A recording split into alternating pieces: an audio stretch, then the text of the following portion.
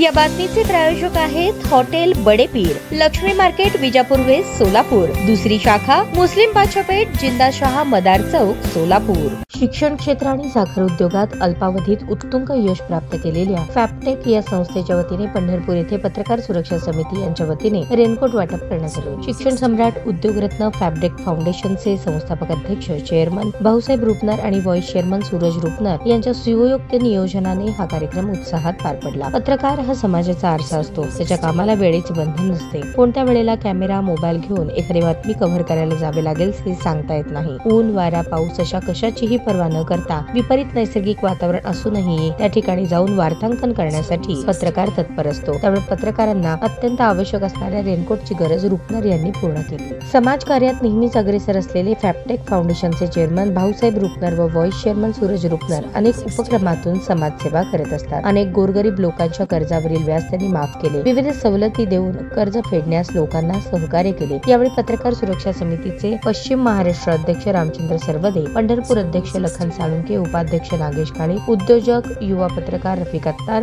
अविनाश साळुंखे, विठ्ठल जाधव, बाहुबली जैन, अशफाक देवळे, रामकृष्ण बिडकर, रवी शेवडे, प्रकाश इंगोले, चैतन्य उत्पात, रोहित जाधव आदी उपस्थित होते। यावेळी पश्चिम महाराष्ट्र अध्यक्ष रामचंद्र सरवदे यांनी मनोगत व्यक्त केले। युवा पत्रकार रफिक अत्तार म्हणाले, पत्रकारांच्या व्यथा समजून घेऊन रुपनर यांनी वाटप करण्यासाठी रेनकोट दिले। भविष्यातही ते सहकार्य करणार आहेत। आभार रवी शेवडे यांनी व्यक्त केले। कार्यक्रमाचे सूत्रसंचालन रामकृष्ण बिडकर यांनी केले।